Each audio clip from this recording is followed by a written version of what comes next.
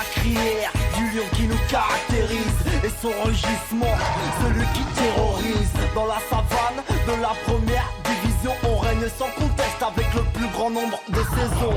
On fait partie du paysage, plus de 80 ans d'âge. Mais les crocs du lion sont toujours aiguisés, acérés, attisés par un glorieux passé. La flamme qui vit dans nos cœurs ne connaît pas d'extincteur. À l'origine du professionnalisme et du championnat de France, on est longtemps resté une référence.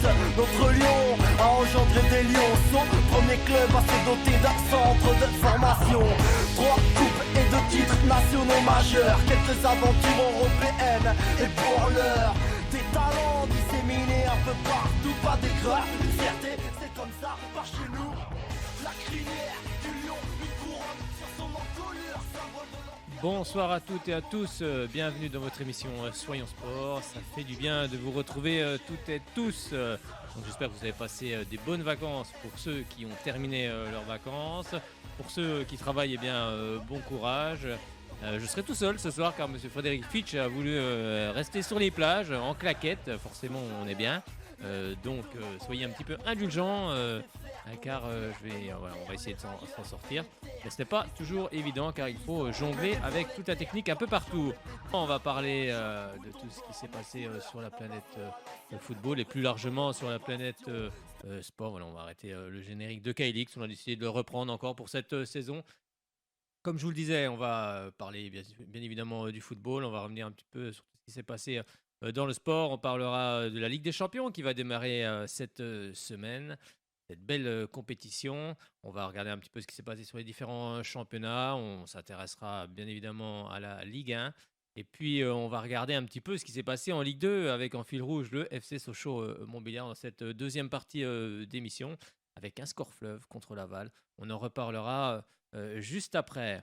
On va regarder un petit peu tout ce qui s'est passé également du côté de la Nationale 2 avec un derby entre la SM Belfort et puis le Racing Besançon. On va regarder aussi ce qui s'est passé en Nationale 3. On va aussi parler handball avec le premier match de l'ESBF, c'était du côté de Toulon. On va revenir aussi sur la première journée en Division 2. Et oui, ça y est, Palante est en Division 2 cette saison. Il faudra vous y faire. C'est une très bonne chose. Et Palante qui recevait l'équipe de Rennes. Et on regardera ce qui s'est passé car on était sur place et on aura, bien évidemment, on écoutera les réactions après cette partie. Et puis on parlera basket évidemment avec le Bezac. Vous avez compris, on parlera de pas mal de sports ce soir. Donc restez connectés si vous êtes au volant, si vous êtes chez vous, tranquillement installés. On va ouvrir cette page sportive tout d'abord avec tous les résultats étrangers, tout ce qui s'est passé sur les différents terrains. Et là, je vous propose de partir du côté de la Première Ligue, c'est-à-dire en Angleterre, pour cette sixième journée avec un petit peu tous les résultats.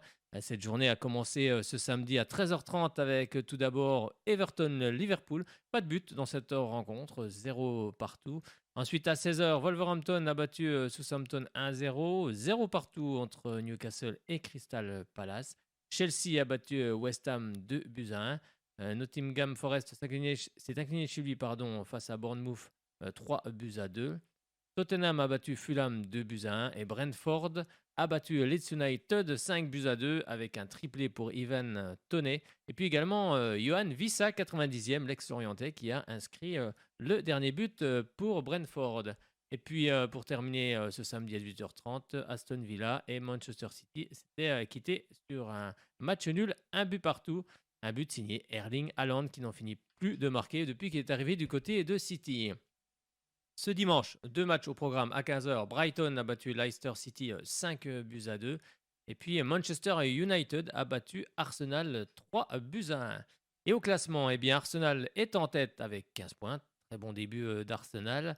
Deuxième, Manchester City, 14 points. Troisième, Tottenham, 14 points. Quatrième, Brighton, 13 points. Et puis en cinquième et sixième position, on retrouve Manchester United, 12 points. Chelsea est sixième avec 10 points. Puis Liverpool est neuvième et septième avec 9 points. Voilà, on va remettre dans l'ordre. 18e, West Ham, 4 points. 19e, Nottingham Forest, 4 points. Et puis 20e, Leicester City avec 1 point.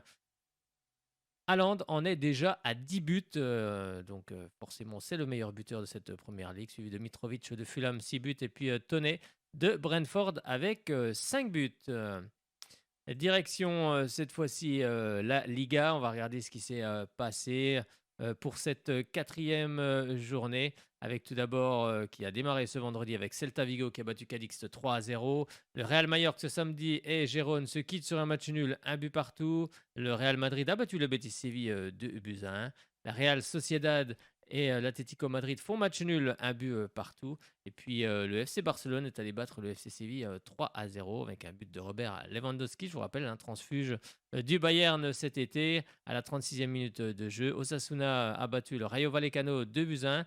Et l'Espagnol Barcelone est allé battre l'Athletic Bilbao 1 but à 0. Villarreal a battu largement Elche 4 buts à 0. Et puis le FC Valence a battu lui aussi largement Retafe 5 buts à 1 au classement. Le Real de Madrid est en tête avec 12 points, suivi du FC Barcelone, deuxième avec 10 points. Troisième, Villarreal, 10 points. Quatrième, le Betis Séville, 9 points. Cinquième, Osasuna, 9 points. Et sixième, l'Atlético Madrid avec 7 points. Et puis en bas de classement, on retrouve 18e, Elche. 19e, Retafe. Les deux équipes sont à 1 point. Et puis ferme la marche, 20e, Cadix avec 0 points. Classement des buteurs, Aspas du Celta Vigo, on est à 5 buts. Robert Lewandowski de Barcelone, 5 buts. Et puis Borja Iglesias du Betis Séville, on est lui à 4 buts. On passe cette fois-ci du côté de l'Italie. On va regarder un petit peu tout ce qui s'est passé pour cette Serie A avec cette cinquième journée. Tous les résultats avec la Fiorentina et la Juventus de Turin qui font match nul, un but partout. Un but signé de l'ancien Marseillais Milik à la 9e minute de jeu qui commence à trouver son, on va dire, trouver ses marques du côté de la Juve, car pour le moment il marque. Le Milan AC dans le duel milanais, le Milan AC a battu l'Inter de Milan 3 buts à 2 avec un but d'Olivier Giroud, 54e minute de jeu. Et puis Naples est allé battre la Lazio de Rome 2 buts à 1. Et puis ce dimanche, Cremonese et Sassuolo se quittent sur un match nul 0 partout. La Spezia et Bologne 2 buts partout. Et la Vérone a battu Sampdoria de Gênes 2 buts à 1. Et puis l'Udinese, pour le grand format de cette cinquième journée en Serie A battu l'AS Rome 4 buts à 0. Au classement, Naples est en tête avec 11 points, suivi du deuxième, le Milan AC, 11 points. Troisième, l'Udinese, 10 points. Quatrième, l'Atalanta Bergame, 10 points. Et cinquième, l'AS Rome, 10 points. Et sixième, la Juventus Turin, 9 points. Et en queue de classement, on retrouve 18e, Sampdoria de Gênes, 2 points. La Cremonese en est à 1 point. Et puis 20e, ferme la marche Monza avec 0 points. Arnautovic de Bologne, on est à 5 buts. Koop Miners de l'Atalanta Bergame, 4 buts. Et puis Vlahovic de la Juve, on est à 4 buts lui aussi. Direction cette fois-ci l'avant-dernier championnat. On parlera du championnat de Suisse juste après.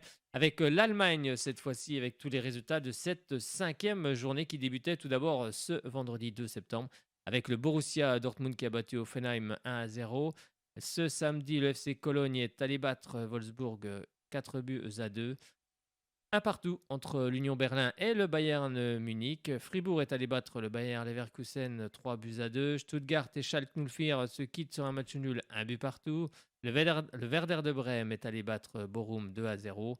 Et puis l'Eintracht Francfort a battu Leipzig 4 à 0. L'Eintracht Francfort, on en parlera tout à l'heure, qui sera futur adversaire en Ligue des Champions de l'Olympique de Marseille. Et le Hertha Berlin est allé battre Augsbourg 2 à 0. Et Mayence en a fait de même du côté du Borussia Mönchengladbach. 1 but à 0. Au classement, Fribourg en tête, 12 points. Deuxième, le Borussia Dortmund, 12 points. Troisième, le Bayern Munich, 11 points. Quatrième, l'Union Berlin, 11 points. Cinquième, Mayence, 10 points. Sixième, le FC Cologne, 9 points. Et puis en bas de classement, on retrouve 16e, Augsbourg, 3 points. 17e, Wolfsburg, 2 points. Et puis ferme la marche, Bochum, 18e, avec 0 points.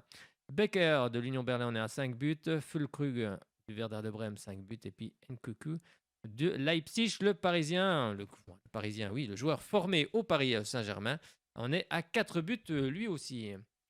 Direction cette fois-ci, allez, on va parler un petit coup de nos amis suisses pour cette 7e journée avec le FC Sion qui a battu le FC Bâle 2 buts à 1. Lugano est allé battre le FC Zurich 2 buts à 1. Servette Genève est allé battre Lucerne 2 à 0 avec un but d'Enzo Crivelli, rappelez-vous, qui a joué du côté de Saint-Etienne, du côté de Bastia. À la 90e minute de jeu, les Grasshoppers Zurich ont battu Winterthur 3 à 0. Et puis Saint-Gall de Peter Zedler, l'ex-coach du FCSM, a battu les Young Boys de Berne, donc 2 buts à 1. Et puis c'est Saint-Gall qui est en tête avec 15 points, suivi des Young Boys de Berne, 14 points. Et troisième, le Servette Genève, 14 points et ferme la marche, 10e. Winterthur, au classement des buteurs, Sellard de Lugano à 4 buts, Itten des Young Boys de Berne, 4. et Stojkovic du FC Sion en est à 3 buts.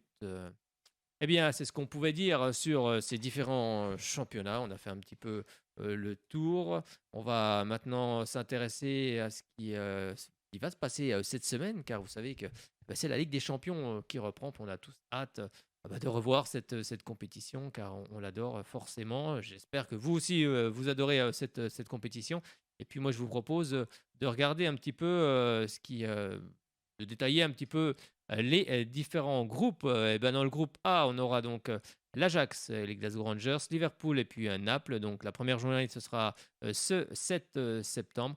On retrouvera à 18h45 l'Ajax contre les Glasgow Rangers. Et puis à 21h, Naples face à Liverpool. Dans le groupe B, on va regarder un petit peu les équipes. On retrouvera l'Atlético Madrid, le Club Bruges, le FC Porto et puis Leverkusen. Et donc la première journée, ce sera également ce 7 septembre. Mais les deux rencontres seront à 21h. On aura l'Atlético Madrid face au FC Porto.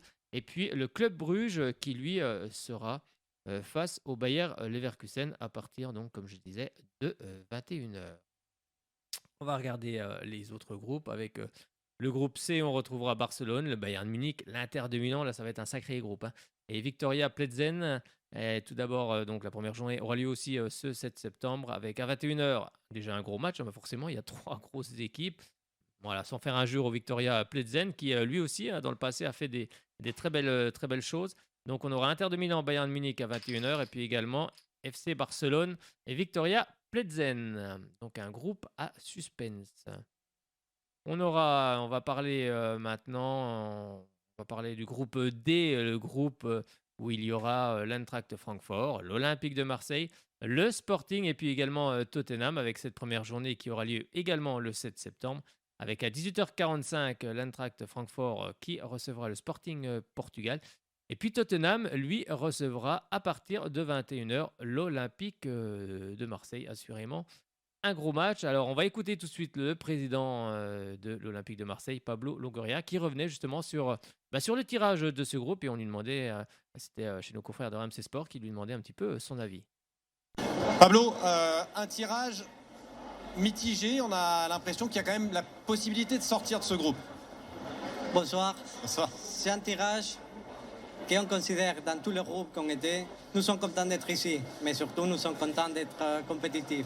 C'est notre obligation avec cette compétition, avec l'histoire qu'on a avec cette compétition, mais surtout on considère que c'est un groupe très ouvert, un groupe avec 3 bonnes équipes. On doit affronter 3 bonnes équipes. Tottenham, c'est une équipe forte. On a vu la fin de la saison dernière avec la révolution de Conte. Sporting Lisbonne, une équipe qui joue très bien au football avec un coach émergent comme Rubén Amorim.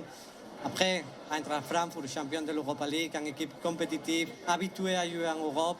Pour nous, c'est important d'être compétitif, regarder match après match, chercher surtout d'être là-bas bien placé parce que ça va être un groupe avec beaucoup d'émotions et beaucoup de suspense. Francfort, Sporting, Tottenham, ce sera un groupe avec des belles ambiances avec Marseille. Le public aura un rôle à jouer. Toujours le public il a un rôle à jouer au Vélodrome. C'est un stade magique. C'est un stade où on a besoin de nos gens. On a besoin de nos gens parce que ça va être un groupe qui va se décider toutes les positions dans les classements, selon ma opinion, pour des petits détails. Dans ces petits détails, notre public il a un rôle toujours à jouer. Pablo, c'est aussi la fin du mercato. On imagine que vous avez travaillé toute la journée. Le départ de Milik a été acté. Est-ce que le mercato olympien est terminé dans le sens des arrivées? Est-ce que vous cherchez à laisser partir quelques joueurs? Vous en êtes où là dans ces derniers jours? Il reste 6 jours. On dit toujours qu'on voudrait faire un effectif avec 21, 22 éléments. Par le moment, on doit faire quelques sorties encore des joueurs jusqu'à 1er septembre. C'est important pour une question d'équilibre du nombre de joueurs à l'intérieur de l'effectif, question d'équilibre aussi économique. Sur des arrivées, ça dépend un peu des départs, des opérations de mercato. Vous savez que je suis ouvert toujours jusqu'à 1er septembre et avec l'objectif toujours d'améliorer l'effectif. S'il y a une opportunité, vous ne la laisserez pas passer? C'est une bonne opportunité de faire un bon joueur, vous ne la laisserez pas passer? Ça dépend des joueurs qu'on a dans l'effectif, mais on a un très bon effectif. Nous sommes très contents avec les joueurs qu'on a maintenant. 11 joueurs qui sont arrivés. changer pratiquement les 50% de l'effectif avec des joueurs avec expérience européenne, avec beaucoup plus de physique pour faire un football plus européen. Nous sommes contents avec l'effectif actuel. Merci beaucoup, Pablo. Merci à vous. Bonne chance. C'était le président de l'Olympique de Marseille qui est content avec l'effectif actuel. Bon, vous avez compris que ça a été enregistré bien évidemment avant la fin du mercato. Et puis il y a aussi eu cette folle rumeur sur l'arrivée possible de Ronaldo, entre guillemets. Et justement, il en parle, le président longorien. On le sait, le hashtag RonaldoOM a pris de l'ampleur. On a parlé de Ronaldo à Marseille. Qu'est-ce qu'il en est aujourd'hui? On dit la vérité. C'est quoi? C'est le monde des réseaux sociaux, c'est le monde de chercher, de faire, en ma opinion, du buzz. Nous sommes une équipe qui on fait du football avec les moyens qu'on a. Demander sur Cristiano Ronaldo, avec tout le respect, c'est comme demander si Kevin De Bruyne, Darwin Núñez, Haaland peut venir à l'OM. Rêver, c'est une belle chose pour tout le monde. Mais c'est vrai qu'on doit être sincère avec tout le monde, on doit être terrenal et on doit faire le football avec les moyens qu'on a. On a un projet sportif sérieux, on a un projet sportif qui consiste en améliorer toutes les saisons, être compétitif, mais surtout de porter un équilibre économique et pour moi, ça c'est l'avenir du football. Et oui, on ne peut pas mettre un club en péril. Ronaldo a quand même un salaire assez élevé, même si lui avait indiqué qu'il voulait baisser son salaire. Bon, ça aurait été bien que Ronaldo arrive dans le championnat de France. Il y a déjà Messi, Neymar. Bref, il y a déjà de très grands joueurs et ça en aurait à rajouter un de plus, car il a encore la forme, Ronaldo. Mais ce ne sera pas du côté de l'Olympique de Marseille. D'ailleurs, beaucoup de clubs ont déjà refusé Ronaldo, que ce soit le Bayern, l'Atlético Madrid, même le Sporting Portugal. Donc, ça va être compliqué pour lui, forcément. On va continuer un petit peu notre tour d'horizon de cette Ligue des Champions. Là, on s'est arrêté du côté du groupe D. On va continuer avec le groupe E. On va regarder. Il y aura l'AC Milan, Chelsea, Dynamo Zagreb et puis le RB Salzbourg. Avec donc ce 6 septembre à 18h45. Le Dynamo Zagreb sera opposé à Chelsea. Et puis Salzbourg, lui, à 21h, sera opposé à l'AC Milan. Direction le groupe F. Cette fois-ci, on retrouvera le Celtic Glasgow, le Shakhtar Donetsk, j'allais dire une bêtise. Leipzig, le Real de Madrid, et on retrouvera ce 6 septembre à 21h. Les deux rencontres auront lieu d'ailleurs à 21h. Leipzig qui sera opposé au Shakhtar Donetsk, et puis également le Celtic Glasgow qui lui sera opposé au Real de Madrid. Dans le groupe G, cette fois-ci, on retrouvera les Allemands du Borussia Dortmund, le FC Copenhague, Manchester City, et puis également le FC Séville, un groupe assez sympathique. Je pense qu'on va avoir de très belles rencontres. Donc ce 6 septembre, il y aura à 18h45 le Borussia Dortmund face au FC Copenhague. Et puis à 21h, on retrouvera le FC Séville face à Manchester City. Et puis le dernier groupe qui va nous intéresser également, ce sera donc il y aura le Benfica Lisbonne, la Juventus de Turin, le Maccabi Haïfa et puis le Paris Saint-Germain. Et cette première journée aura lieu ce mardi 6 septembre. À partir de 21h, le Paris Saint-Germain recevra au Parc des Princes la Juventus de Turin. Et puis également à la même heure, le Benfica Lisbonne, lui, recevra les Israéliens du Maccabi Haïfa. Donc de belles rencontres en perspective et une belle affiche entre le PSG et la Juve. On va écouter tout de suite la réaction du président Nasser El Khelaifi qui justement revenait sur ce tirage au sort et puis un tirage au sort qui ne sera sans doute pas facile, bien sûr, parce qu'il y a de très belles équipes. Merci d'être présent. Je vous entendais parler de sourire. C'est vrai, on vous voit avec le sourire. On se dit, ça y est, c'est là que la saison peut commencer. C'est la Ligue des Champions qui va bientôt commencer. Sourire parce qu'on commence le meilleur club de compétition au monde. On est toujours en attente de cette compétition. C'est vraiment un grand plaisir de jouer cette compétition. Le meilleur club au monde. Je pense que c'est la meilleure chose. C'est sourire parce qu'on a beaucoup de grands matchs. On veut jouer, on veut battre fort pour gagner, pour vraiment faire de meilleur. C'est ça. Qu'est-ce que vous pensez de votre groupe? Vous allez retrouver Angel Di Maria à la Juve. Vous avez Benfica. C'est plutôt un groupe relevé, compétitif. Je pense que c'est le meilleur club de compétition au monde. On joue, si on veut vraiment aller plus loin, on a besoin de gagner contre la meilleure équipe. Là, Juventus, c'est une grande équipe. Benfica aussi, sont vraiment une équipe forte. Mais on va préparer bien, je pense, le coach, les joueurs, pas besoin de mon conseiller parce que je sais qu'est-ce qu'il a besoin de faire pour gagner sur tous ces matchs. Mais vraiment, on est content pour commencer cette compétition. On sent que Paris prend le temps, cette fois-ci, de bien construire les choses, sans dire on va gagner la Ligue des Champions.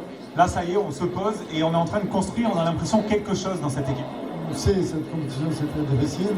On joue match par match, calme, la tête froide. Je pense que c'est très important pour concentrer. Si on a le championnat, c'est très important, on ne laisse pas.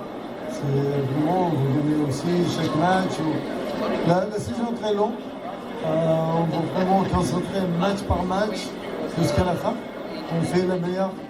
On joue le meilleur foot, on va marquer le maximum, on va gagner le maximum de points de la championnat, aussi de la Ligue des Champions. Après, tout c'est possible dans cette compétition. Le championnat, c'est très difficile. On a vraiment besoin de concentrer chaque match, chaque entraînement, c'est un match pour nous. C'est ça que je dis les joueurs. Vraiment, si on peut aller loin, on veut concentrer calme, on fait froid, mais travailler tout 100% chaque jour pour préparer bien pour chaque match. Justement, c'est ma dernière question. C'est ce qui a changé un petit peu. Qu'est-ce que vous pensez du début de saison de votre équipe avec Christophe Galtier? On sent qu'il a quelque chose. J'ai la tête de l'équipe, le style du jeu. Moi, c'est sûr, c'est pas moi qui dis ça, mais vous, comme média, mais je pense, on sait, mais il a beaucoup de travail encore. On ne va pas être calme, on dit ok, on est arrivé. Non. Le travail, on a beaucoup de travail pour faire. Et oui, beaucoup de travail et de l'humilité également. Et c'est vrai que cette équipe du Paris Saint-Germain a changé par rapport à la saison dernière. Peut-être que c'est l'apport de Christophe Galtier, pas toujours évident de gérer, des joueurs à fort ego. Apparemment, il a l'air de pas trop mal s'en sortir. On verra surtout sur la scène européenne. C'est là où on attend les joueurs du Paris Saint-Germain. Donc, ce sera déjà ce 6 septembre contre la Juventus de Turin. Donc, ce sera une très très belle affiche. On va parler un petit peu de l'Europa League avec le jingle.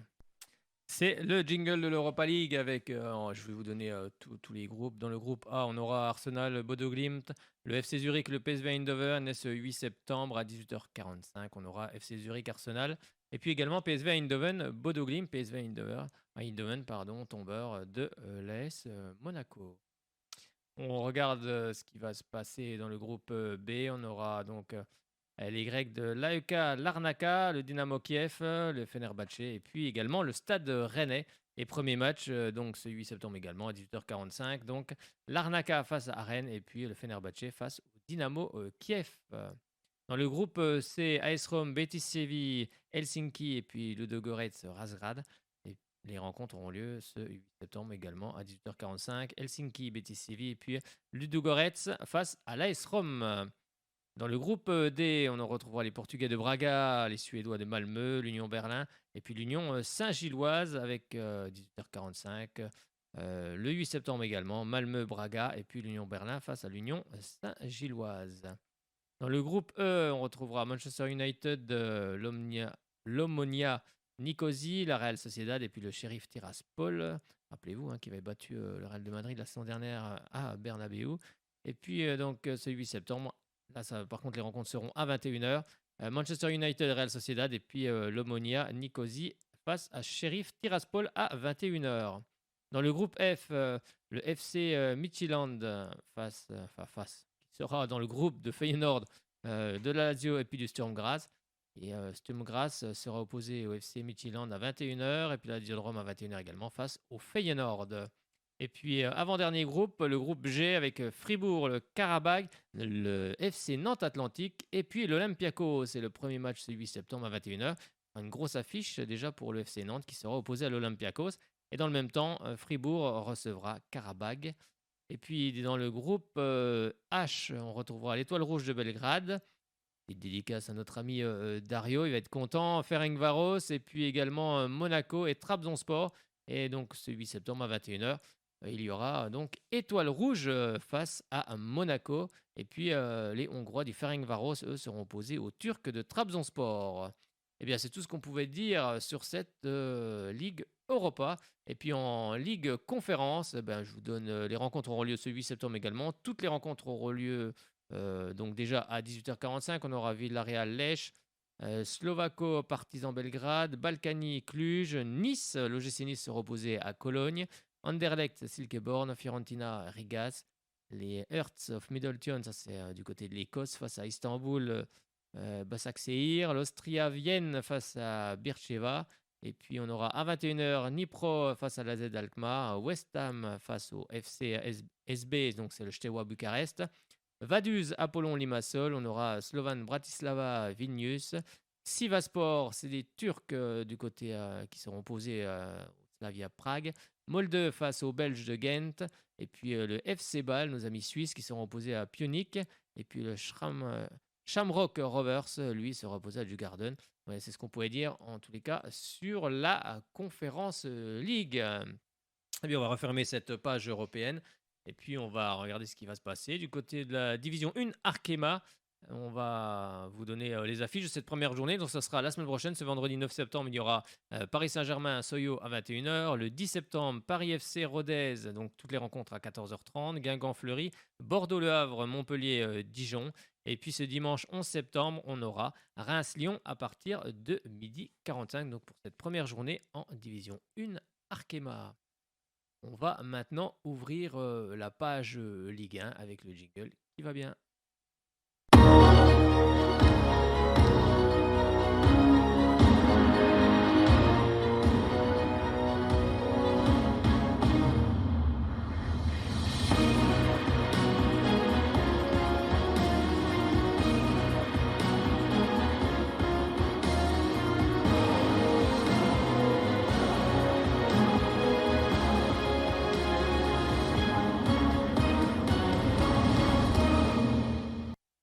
C'est parti pour la 6e journée de Ligue 1 avec 3 rencontres qui avaient lieu ce samedi. Il n'y avait pas de match avancé ce vendredi. Avec tout d'abord à 17h du côté du stade de l'Abbé Deschamps, l'AG Auxerre qui recevait l'Olympique de Marseille. Ça ne s'est pas très bien passé pour les Auxerrois qui s'inclinent 2-0 avec des buts signés Gerson, 7e minute de jeu. Et puis en ce moment, l'inévitable Alexis Sanchez qui marque but sur but. Alors certains disaient qu'il était un petit peu fini avec l'âge avancé, mais un buteur, ça reste un buteur. Il a encore le physique et il le démontre. En tout cas, il a la qualité technique, il a le physique. Et donc, il va faire beaucoup de bien à cette équipe de l'Olympique de Marseille. Avec un coach Igor Tudor qui a été sifflé. On en parlera tout à l'heure lors du premier match. Mais maintenant, ça se passe plutôt bien. Avec un jeu porté vraiment sur l'avant. Où les Marseillais ont été cherchés très haut ces Auxerrois.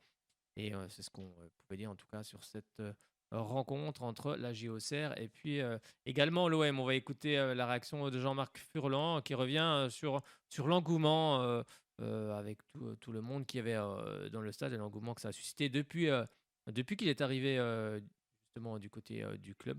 On va écouter également Siad Kolasinac, le défenseur de cette équipe de Marseille, qui lui dit simplement « On est prêt pour la Ligue des Champions ». Et puis Igor Tudor, je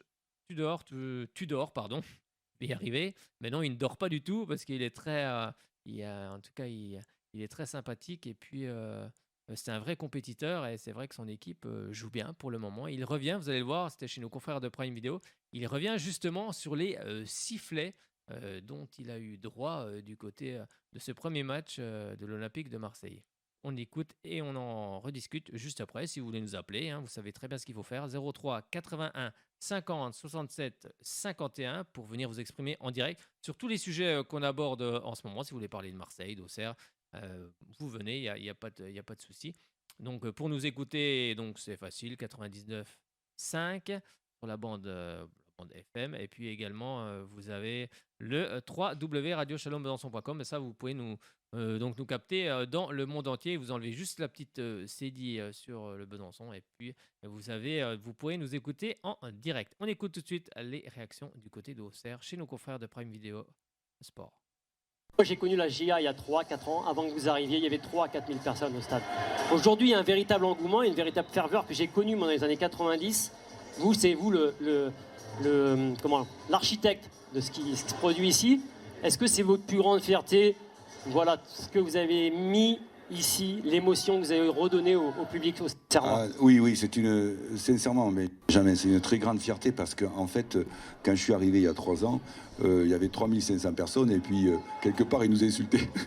C'était chaud, c'était très chaud et ils n'étaient pas du tout enthousiastes. Et il y a des joueurs ici, Benjamin, qui ont joué ici depuis 25-30 ans et qui m'ont dit on n'a jamais connu un tel engouement, il faut savoir que les 6 dernières semaines de championnat Ligue 2, l'engouement était absolument fantastique. Et c'est comment, dans les clubs, au-delà de l'aspect économique et financier, c'est comment tu crées l'identité, comment tu fais adhérer le peuple et les gens. Parce que tu peux, même Benjamin, il n'y a pas que des joueurs, des gars de 65 ou 70 ans comme moi. Il y a aussi des jeunes de 14, 15 ans, 18 ans qui adhèrent complètement au projet. Et ça, c'est quelque chose que j'avais jamais connu. Autant j'avais connu des liaisons très très fortes avec mes effectifs, tu le sais, hein, Benjamin. Mais autant là, par rapport à cet engouement, j'avais jamais connu ça. C'est un bon résultat pour Marseille. 6 points après 6 journées. Des équipes qui se succèdent. Tout est parfait avant la Champions League. Oui, je le pense. On voulait gagner ce match. On savait que ce match serait difficile pour nous, mais je pense que notamment en première période, on a joué très bien. C'était moins bien en seconde période, pour être honnête, mais on a failli concéder un but, mais finalement on a réussi à marquer et on est très heureux avec ces 3 points. What we could see is that Marseille was efficient in the beginning of the game and at the end of the game. In between, a few opportunities for the opponent, but globally we can say that le club a été efficace en début et en fin de match, mais ça a été plus compliqué entre deux. Oui, comme je viens de le dire. On n'était pas heureux avec ce qui s'est passé en cette seconde période. On n'était pas très bon, notamment dans les duels, et on doit faire mieux. On doit contrôler le match pendant 90 minutes pour ne pas avoir trop de difficultés. Mais bon, finalement, je suis plutôt content et on est prêt pour la Ligue des Champions. Do you remember the first game? Est-ce que vous vous souvenez votre premier match avec les sifflets du public avant le premier match? Ça paraît très loin maintenant, après 5 victoires et 1 nul. Mais attention, ça peut changer très rapidement aussi. Mais on sait, il y a de la passion, il y a beaucoup de monde qui est pour nous et on va continuer à travailler pour s'améliorer. Les supporters doivent venir et j'aime qu'on soit offensif, j'aime qu'on presse l'adversaire. Pour moi, là, il faut que les supporters prennent du plaisir. Et je pense toujours de cette manière-là. C'est ça, oui, c'était Igor Tudor qui revient justement sur le pressing que met cette équipe marseillaise. Derrière, il y a beaucoup d'équipes qui commencent à opter pour ce système. Et forcément, plus on est haut sur le terrain et plus vite on récupère le ballon et plus vite on est dangereux. En tous les cas, cette équipe de Marseille applique à la lettre les consignes d'Igor Tudor. Mais on est du côté d'Auxerre. Il y a aussi un monsieur forcément qui a fait ce qu'est la GOCR en ce moment, c'est l'inévitable Giroud. Et justement, il y a un documentaire en ce moment sur Prime Video, je ne sais pas si vous l'avez vu, qui est assez sympa justement sur les méthodes avec les joueurs. Et c'est vrai que ça serait assez sympa de voir ce que pourrait faire Giroud à l'heure actuelle avec la jeune génération. Et il en parlait justement chez nos confrères de Prime Video notamment lors de cette rencontre à la mi-temps de Auxerre-Marseille, et vous allez voir un petit peu ce qu'il en dit. Il y avait Thierry Henry également, donc forcément 2 légendes face à face. On passe quelques instants ensemble, Guy, si vous le voulez bien, avec donc ce documentaire qui est sorti sur Prime Video il y a 2 jours maintenant. Giroud, une histoire de France qui retrace plus que 44 ans presque, plus que ce passage immense à la tête du club. Vous l'avez vu le doc? Oui, bien sûr, j'ai vu 2 fois. Ça vous a plu? Oui, c'était un très bon travail, une équipe de cinéma, vraiment très professionnelle, qui m'a épuisé certains soirs dans le stade à minuit.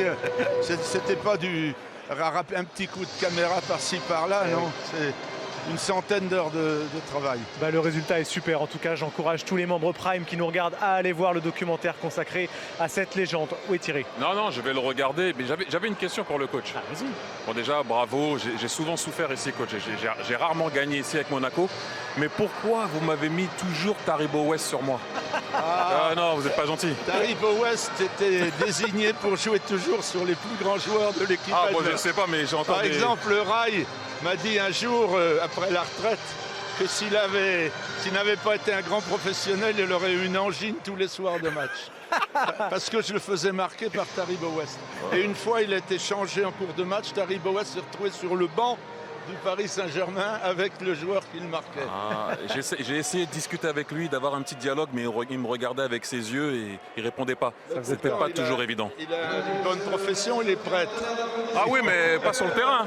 Pas sur le terrain, ça c'est certain. On se fait un premier extrait. On se fait un extrait ensemble, documentaire consacré à ce monsieur, à Giroud.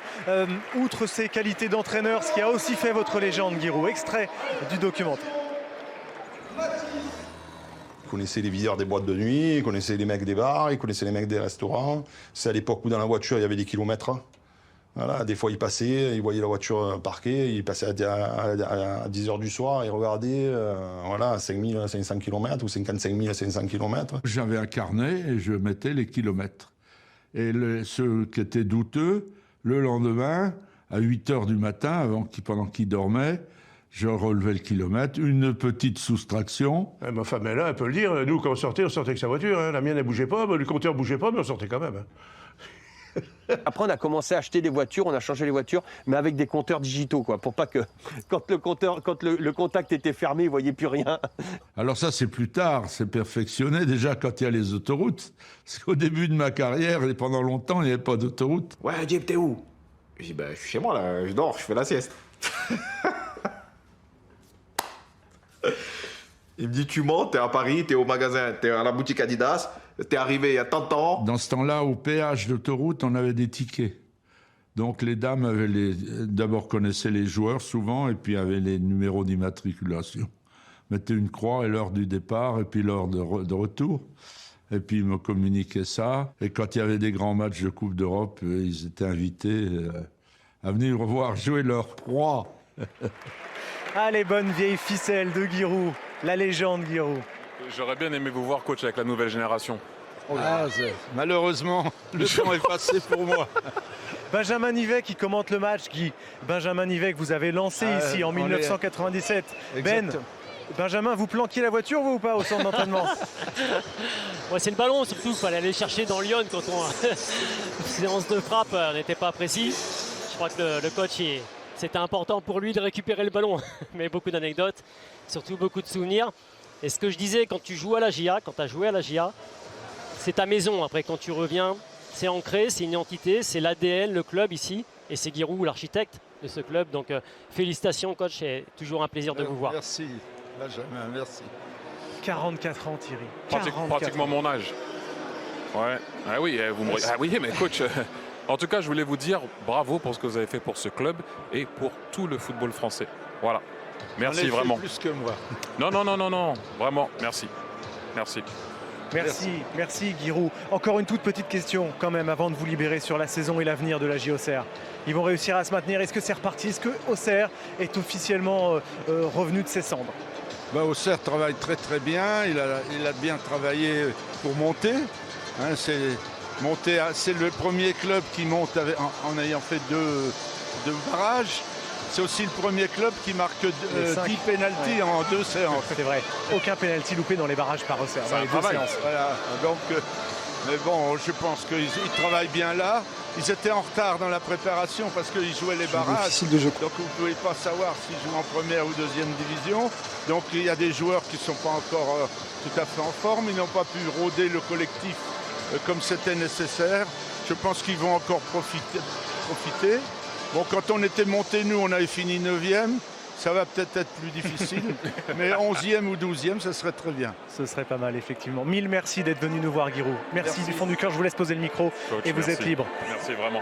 La légende, Giroud, venu nous voir. Applaudissements du public auxerrois qui s'est rapproché du plateau. pour saluer ce grand monsieur, légende. On aurait pu continuer à parler, mais bon.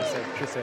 Regardez le doc, franchement, prenez 1h20, 1h25 je crois pour regarder ce doc. Je salue Lionel Rosso, notre confrère à l'origine du doc. Ça vaut vraiment le détour pour comprendre un peu quand même ce qu'a fait ce monsieur. Ce club était en régional et il a amené la JA champion de France, vainqueur de la Coupe de France et en Coupe d'Europe. Et oui, c'était Monsieur Giroud. Donc vous allez voir, il y a des sacrées anecdotes. Moi, je l'ai vu ce documentaire et c'est vrai que c'est assez sympa. On va continuer un petit peu dans notre déroulé de cette Ligue 1 avec à 19h l'Olympique Lyonnais qui recevait Angers. Et grosse défaite pour Angers, 5-0, 10 buts signés Ekambi, 31e minute de jeu, Lacazette 38e, Ekambi qui s'offre un doublé 59e, Loukeba 62e et puis Moussa Dembélé 88e qui parachève le succès des Lyonnais face à cette équipe d'Angers.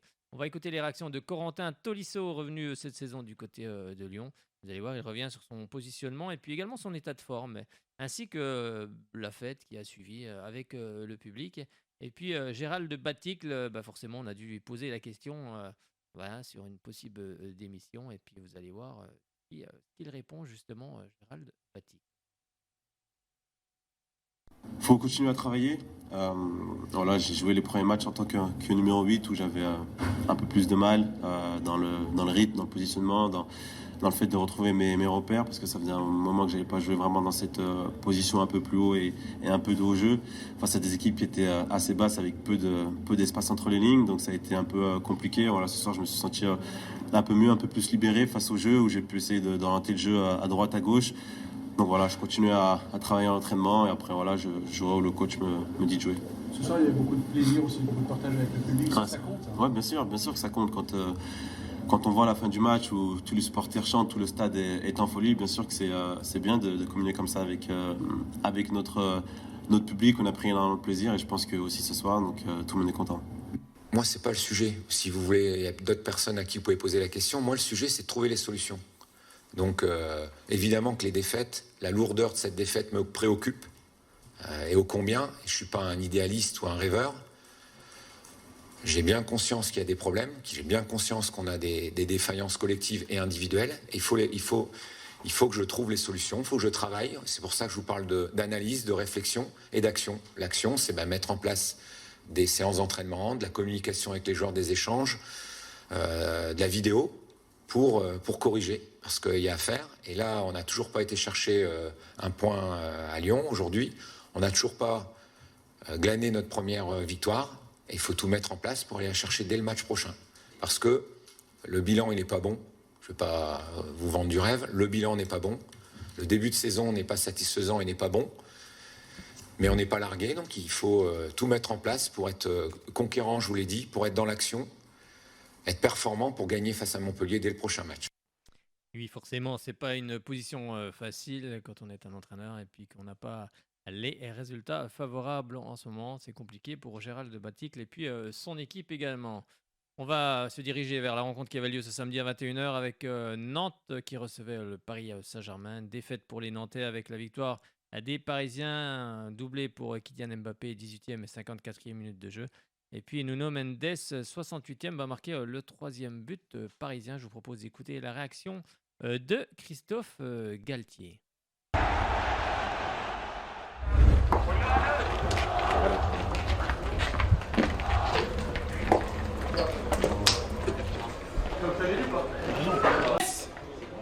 Très important l'enchaînement des matchs, deuxième déplacement de la semaine.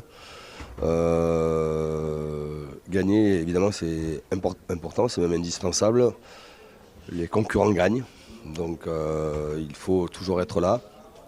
Évidemment, c'était un match à l'approche de notre premier match de Champions League qui aura lieu dans 3 jours, donc automatiquement, c'était important d'être sérieux, de ne laisser pas beaucoup d'espoir à l'adversaire. On a su marquer assez rapidement et puis après le fait de jouer à 11 contre 10, évidemment que c'était aussi un gros avantage. Et le fait d'avoir marqué un deuxième but assez rapidement, après, ça a permis aussi que le match descende en intensité et en risque. Ce qui m'a permis de coacher à peu près comme je le souhaitais. Toujours difficile de jouer contre le PSG. quoi qu'il arrive. Alors après avoir pris un but et être réduit à 10, forcément c'est très compliqué. Voilà, ils sont forts partout, dans la maîtrise et tout. Je pense qu'on n'a pas trop mal commencé, on a eu pas mal de pression, on a récupéré quelques ballons. On a essayé d'avoir un peu plus de maîtrise, pas forcément jouer tous les coups vite, essayer de garder le ballon. Donc c'était bien jusqu'au but. Sur le but, je pense qu'il y a faute, mais bon. Après, on doit être capable quand même d'essayer d'arrêter l'action. Après, c'est difficile, là, je joue super bien. Et forcément, le rouge nous met vraiment en difficulté parce que derrière, il y a beaucoup d'espace à gérer, il y a beaucoup d'appels à faire. On use beaucoup d'énergie. Malgré ça, je pense qu'on n'a pas fait que subir. On essaie quand même d'aller vers l'avant, de jouer quelques coups et des fois de garder le ballon pour respirer. Donc, faut prendre ça en compte. Il faut essayer de progresser sur ça aussi. Parce qu'il y a des ballons qu'on a perdus trop facilement. Il faut avoir un peu plus de maîtrise. Même à 10, c'était pas mal. Et qu'on sera à 11, ce sera encore mieux, je pense. Mais il faut vraiment travailler sur ça. Et après, sur les peu de situations qu'on a, avoir le meilleur dernier geste et être plus tueur. Ouais, c'est vrai que c'est un peu comme un match de Coupe d'Europe. Comme j'ai dit, sur les temps faibles, être vraiment costaud. Voilà, parce qu'il y a des temps faibles, il faut vraiment gérer, il faut vraiment faire attention. Parce que chaque détail va être important. Et puis sur le temps fort, je dis être tueur. Et après, dans les temps mitigés, avoir beaucoup de maîtrise. Quand on a le ballon, d'essayer de faire courir l'adversaire pour le fatiguer, d'avoir une bonne maîtrise technique pour après essayer de trouver des failles et de porter le danger devant le but adverse. Complètement. On a travaillé dur l'année dernière pour ça. On a mérité de jouer la Coupe d'Europe. On ne doit à personne, donc on va vraiment en profiter. Profiter déjà pour vivre le truc, pour le sentir, mais au-delà de ça aussi pour prendre des points, parce qu'on n'est pas là juste pour un spectacle, on est là aussi pour travailler, pour avoir le plus de points possible et essayer de passer au tour suivant. Donc ça va être beau, mais ça va être dur et à fort travailler. C'était donc Denis Sapia, le joueur du FC Nantes, qui rappelait que son équipe était réduite à 10 et puis qui a hâte de jouer cette Coupe d'Europe. Forcément, on prend beaucoup de plaisir, mais comme il le rappelle, il faut être réaliste aussi, il faut prendre des points pour pouvoir passer tous ces tours et puis aller de plus en plus loin. On va maintenant s'intéresser aux rencontres qui avaient lieu ce dimanche avec Montpellier qui recevait Lille. C'était la rencontre du dimanche à 13h avec une défaite pour les Montpelliérains face à Lille, 3-1. Les Montpelliérains qui ont aussi été réduits, ont pris des cartons rouges. Il y a beaucoup de cartons rouges, vous avez vu depuis le début de saison, que ce soit en Ligue 1 et en Ligue 2. Forcément, les arbitres ont reçu de nouvelles consignes et la moindre contestation maintenant se signale par un carton jaune. Et c'est bien parce qu'il faut arrêter de contester. L'arbitre a sifflé, l'arbitre a le droit de se tromper également, mais en tout cas, quand on a déjà un carton jaune, il faut faire très attention. Donc cette saison, vous avez constaté, comme je le disais, il y a pas mal de cartons rouges et de cartons jaunes. Donc il va falloir que les joueurs en prennent conscience et puis fassent très attention. Je le disais, victoire de Lille du côté du stade de la Mosson. Et pourtant, c'est Wai à la 20e minute de jeu pour Montpellier qui ouvre le score. Et ensuite, c'est Jonathan David qui va inscrire un doublé, 41e, 90e. Et puis Angel Gomez, 57e, qui va lui marquer le deuxième but de cette équipe de Lille. Mais en tous les cas, ça fait 3-1 pour les Lillois. On va écouter les réactions. Tout d'abord, celle de Joris Chotard, milieu de terrain de Montpellier de 20 ans. On a un très bon état d'esprit. Et puis Jonathan David qui, lui, a donc réussi un doublé. Et puis, lui, simplement, le fait que cette équipe de Lille a su réagir. On les écoute tous les deux. On a retrouvé un état d'esprit. Sur les deux premiers matchs, on a retrouvé un bon état d'esprit. Aujourd'hui, je pense qu'on l'avait. On l'avait encore en première mi-temps. Après, à 10 contre 11, on a essayé. Mais forcément, quand on a un joueur en moins, c'est un peu plus compliqué. Donc il faut garder ça. Je pense qu'il y a du positif. Au moins dans l'état d'esprit, il y a du positif. Après, il va falloir faire encore mieux dans le jeu parce qu'on peut faire mieux, je pense. Mais il va falloir au moins garder l'état d'esprit. L'état d'esprit paillade, comme on aime dire ici. Est-ce qu'on le revoit là depuis 2-3 matchs? Parce qu'aujourd'hui, finalement, vous n'avez rien lâché, même si c'était compliqué. Ouais, c'est ça. On voit qu'on gagne les duels. On lâche rien. On fait le dernier tacle. On fait les retours, les attaquants, les offensifs. Tout le monde est en symbiose. Donc c'est bien. Il faut garder ça. Comme je l'ai dit, il faut garder ça. Après, il faut améliorer un petit peu dans le jeu parce que je pense qu'avec les joueurs qu'on a et l'effectif qu'on a, on peut faire mieux. Donc voilà, il va falloir travailler ça et garder cet esprit-là quand même. Ouais, tout à fait. Moi, je pense qu'on a très bien commencé le match. On s'est créé des occasions, on n'a pas marqué. Et après, je pense sur une des rares attaques qu'ils ont eues, ils marquent un but. Après, l'important, je crois que c'est de réagir et on a su faire ça. On a monté un bon visage et en deuxième mi-temps, après le carton rouge, c'est sûr ça a aidé. On a essayé d'être beaucoup plus agressif et se créer des opportunités. C'était donc la rencontre entre Montpellier et Lille. On va s'intéresser aux rencontres qui avaient lieu à 15h avec le Stade de Reims qui recevait l'équipe de Lens. Un but partout dans cette partie. Les buts ont été inscrits tout d'abord par Balogun du côté de Reims.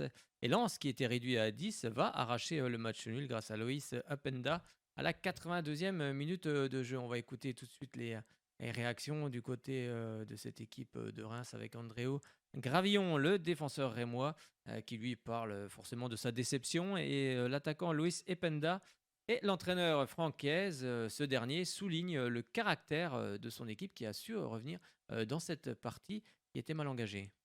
Votre premier sentiment après cette partie? Je pense qu'on doit être un peu déçus de nous-mêmes parce qu'on réussit à ouvrir le score contre une équipe difficile. On sort d'un super match, mais je pense, comme je l'ai dit la semaine dernière, on doit être plus mature vers la fin du match. Je pense que ça, c'était un match à prendre parce qu'on a tout bien fait pour aujourd'hui. Et le fait qu'on prenne le but, je pense, si je me souviens bien, à 15 ou 10 minutes de la fin, je pense que c'est sur cet aspect-là qu'on doit s'améliorer pour la saison. Est-ce que vous avez trop reculé après votre ouverture du score? Je pense qu'on a reculé, je pense, vers le Lens en étant à 10. Je pense qu'on s'est mis un peu dans la tête que c'était un peu gagné. Du coup, je pense qu'on a reculé un petit peu et je pense que sur cet aspect, on doit s'améliorer parce que c'était un match à prendre. Je pense qu'on passe à côté de 3 points, mais bon, chaque point est bon à prendre. Aujourd'hui, on prend 1 point. On sort de 3 bons résultats. Maintenant, il faut continuer sur la même lancée et continuer à travailler. Ce que je retiens, c'est quand même qu'on a montré quelque chose de positif, un bon caractère, parce que si on regarde tout ça, ça fait quand même 14 matchs championnat qu'on n'a pas perdu et ça montre qu'on n'a vraiment pas l'envie de perdre et qu'on se bat pour accrocher un point, voire les 3 points. Et donc pour moi, c'était un bel état d'esprit qu'on a montré aujourd'hui. Au vu de l'ensemble du match, des faits de jeu, j'ai vraiment pas de regrets ce soir. Voilà, on a toujours des regrets quand on ne gagne pas, mais j'ai pas de regrets importants parce que, je le répète, déjà Reims a très bien défendu longtemps avec un bloc bas, en tout cas en nous laissant peu d'espace. On arrivait jusqu'à leurs 25 derniers mètres, mais ensuite c'était beaucoup plus compliqué.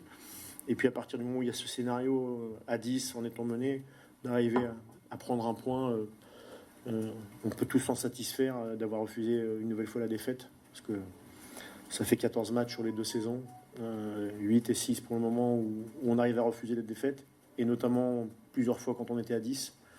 Donc voilà, je trouve que ça veut dire qu'on a beaucoup de caractère. C'était Franck Hez qui revient justement sur le caractère de son équipe et puis surtout le jeu, parce qu'il faut souligner, cette équipe de Lens joue vraiment très bien depuis 2 saisons, depuis qu'il est, même plus que ça, depuis qu'il est à la tête de cette équipe de Lens, vraiment du beau jeu, ça combine bien, donc on espère que ça va continuer pour les Lensois. On va regarder les autres rencontres qui avaient lieu à 15h avec tout d'abord l'AC Ajaccio qui recevait Lorient, défaite des ACistes 1-0. Un but de Ouattara, 51e minute de jeu, je vais y arriver. Bon, on revient de vacances, ça doit être un peu ça. On y est encore un petit peu. Et puis également, donc cette équipe de Lorient qui fait un super début de saison. Imaginez un petit peu, elle est 6e juste derrière à Lille avec 10 points. Avec un nouvel entraîneur, Régis Lebris. Eh bien, on va l'écouter, Régis Lebris. Il revient justement sur cette victoire de son équipe Lorient. Challenge qui n'était pas facile à relever. On savait Ajaccio comme une équipe qui avait besoin de prendre des points, qui historiquement défend chèrement sa peau ici à François Coty, donc ils l'ont fait. Et j'ai pas été du tout surpris par rapport à ce qu'ils nous ont proposé. Donc il y avait en plus des conditions de chaleur qui n'étaient pas évidentes par rapport à la répétition des matchs, ce 3e match dans la semaine. Donc il y a eu plusieurs temps dans ce match. Un premier temps où ils ont été plutôt dominateurs, en nous en mettant sur le reculoir et mettant beaucoup de ballons sur notre ligne de défense. Ensuite, on a réussi à sortir un tout petit peu de la densité en créant un 3e milieu qui nous permettait de créer un surnombre dans l'intérieur du jeu et d'avoir des situations de maîtrise qui nous vont bien et qui empêchent aussi Ajaccio du coup d'avoir des possibilités pour pilonner notre défense. Et puis il y a cette entame de 2e mi-temps où on arrive à sortir plusieurs ballons, dont celui qui amène le but. Donc ça, c'était vraiment intéressant de le réaliser à ce moment-là du match. Et puis la fin, elle est plus décousue parce que eux, ils veulent aussi revenir sur un scénario qui leur échappe. Et nous, on commence à manquer un peu de jambes. La chaleur est très présente, la fatigue aussi. Et donc on a mobilisé d'autres valeurs de solidarité, d'engagement, de présence défensive pour garder notre cage inviolée. C'était Régis Lebris, l'entraîneur de cette équipe de Lorient, comme je le disais, qui fait un super début de saison pour le moment. D'autres rencontres à 15h avec Brest et Strasbourg qui se quittent sur un match nul 1 but partout. Il fallait arriver rapidement au stade du côté de Brest avec Pierre-Ellis Melou qui ouvre le score dès la 6e minute de jeu et c'est Ludovic Ajorc, 28e, qui inscrit l'égalisation sur pénalty. On en restera là. Une rencontre qui avait lieu non, il y avait aussi Clermont, j'avais oublié une rencontre à 15h, qu'il y en avait plusieurs. Clermont Foot qui a battu Toulouse 2-0, début signé Gonalon, 46e minute de jeu, et puis Mohamed Cham à la 90e. À 17h05, il y avait la rencontre entre 3 et Rennes qui s'est soldée par un match nul, un but partout. Un but signé Ugbo, 14e pour les Troyens qui ouvrent la marque, et c'est Baptiste Santamaria, 48e, qui va égaliser pour cette équipe de Rennes, et on en restera là également. Et ensuite, à 20h45, le grand format de cette 6e journée, c'était donc le derby du sud de la France, et plus précisément entre Nice et Monaco. On sait qu'il y a toujours une petite rivalité, même entre les deux équipes. Eh bien, c'est Monaco qui va l'emporter grâce à Mbolo. 69e minute de jeu, il n'y aura qu'un but inscrit dans cette partie, avec une équipe de Nice qui a déçu. Mais attention, parce qu'il y a la Coupe d'Europe qui se profile. Et on va écouter tout de suite la réaction de Dante, qui revient un petit peu sur cette déception avec des Niçois qui ont du mal à trouver leur jeu, mais aussi du mal parce qu'il y a des joueurs qui sont arrivés il y a très peu de temps. Et puis, il faut aussi trouver un petit peu... il faut trouver des automatismes, hein, donc c'est pas forcément évident. Donc, il parle de tout ça, Dante. Et puis, du côté de Monaco, Youssouf Fofana, qui lui revient sur le fait que le journaliste lui dit que son équipe est plus à l'aise à l'extérieur. Eh bien, il confirme que c'est vrai. Tout d'abord, comment va votre cuisse? On a vu qu'il y avait un petit souci. C'est vrai que j'ai senti une grosse contracture et il faut que je vois maintenant avec le doc. J'espère que c'est rien de grave. On revient sur le match. Match décevant de Nice, deuxième défaite consécutive à domicile. Très peu de jeu. Comment vous expliquez cette performance? Je pense qu'on a rencontré un adversaire très costaud, qui sont restés à nous bien pressés. Mais je pense que c'est à nous de se analyser, de corriger. Il fallait peut-être plus de profondeur, il fallait plus de jeux combinés. Mais voilà, c'est à nous de réfléchir la tête, regarder qu'est-ce que le coach nous a à dire et continuer à travailler dur parce que c'est clair qu'on est tous déçus de notre match ce soir. Le bilan comptable, il est très faible, 5 points en 6 journées, ça ne correspond pas aux ambitions du club aujourd'hui. Bien sûr que ça ne correspond pas. Par contre, il faut rester quand même serein, entre guillemets. Il faut être sûr de qu'est-ce que nous sommes en train de faire tous les jours. Donc, il ne faut pas se désespérer, il faut rester la tête haute. Le mercato vous rend optimiste? Le mercato vous rend optimiste? Oui, il y a beaucoup de bons joueurs qui sont arrivés et je pense qu'ils vont beaucoup nous aider. Plus à l'aise à l'extérieur qu'à domicile, comment vous l'expliquez ça? Vous êtes convaincu à l'extérieur? Je sais pas, là on est un peu à domicile. C'est pas faux. On est un peu à domicile, mais ça je rigole un peu. Mais bon, c'est vrai qu'à l'extérieur on est un peu plus à l'aise. On a, je dirais, plus de soutien. On les entend plus. Après, je ne veux pas rejeter la faute sur ça, mais ouais, on a du mal un peu à prendre les points à domicile et je pense que c'est mental. Une fois qu'on partira sur notre première victoire, ça va rouler comme sur des roulettes. Et oui, c'est compliqué aussi du côté de Monaco, mais là ça va un petit peu mieux ces temps-ci avec une arrivée du côté de l'OGC Nice, c'est Ross Barclay, qui le milieu de terrain anglais, qui était libre depuis son départ à Chelsea cet été, donc c'est la 12e recrue estivale de Nice, donc forcément il faut trouver des automatismes, mais c'est pas simple, ça ne se fait pas d'un claquement de doigts. Un autre fait aussi s'est produit du côté du stade de l'Eau, là ce dimanche, un événement peu commun, c'est vrai que c'est produit, c'est nos confrères de chez Orange qui nous informent de cela avant le coup d'envoi de la rencontre de Ligue 1, donc opposant 3 à Rennes. Alors suite au protocole d'avant-match donnant lieu à une scène d'entrée, donc les deux équipes accompagnées du corps arbitral, L'ensemble des acteurs se saluent, puis ils prennent place sur le rectangle vert, et puis tout semblait en place pour le coup d'envoi. Mais celui-ci n'a pu être sifflé par Mathieu Vernis, et l'inquiétude s'est emparée de l'ensemble des personnes présentes dans l'enceinte auboise. Florian Goncalves de Arroyo, un des 2 arbitres assistants de Mathieu Vernis, s'est écroulé sur la touche, victime d'un malaise vagal. L'homme de 30 ans a immédiatement été pris en charge par les services de secours. Plusieurs joueurs des 2 camps, tels qu'Arthur Tête et puis Adil Rami, se sont également enquis de l'état de santé de l'homme en noir et ont accouru à son chevet. Finalement, son état ne suscitait pas de grandes inquiétudes, mais par précaution, il a été évacué sur civière. Donc, on espère en tous les cas que ça va mieux du côté de l'arbitre assistant, et on lui souhaite bien évidemment un très bon rétablissement. On va regarder un petit peu le classement et refermer cette page Ligue 1 avec, je vais déjà vous donner le programme des prochains matchs, avec donc le prochain match, donc un match en retard de la 2e journée ce mercredi 7 septembre, Lorient-Lyon à 19h. Ce vendredi 9 septembre, début de la 7e journée avec à 21h Lens qui recevra 3. On continue cette 7e journée ce samedi 10 septembre à 17h, Paris Saint-Germain-Brest, à 21h Marseille-Lille, et ce dimanche 11 septembre, on termine cette 7e journée avec à 13h Strasbourg-Clermont, les rencontres de 15h Lorient-Nantes, Angers-Montpellier, AC Ajaccio-Nice, Toulouse-Reims, et puis à 17h05 Rennes-Auxerre, et à 20h45 on retrouvera une belle affiche entre l'AS Monaco et l'Olympique lyonnais.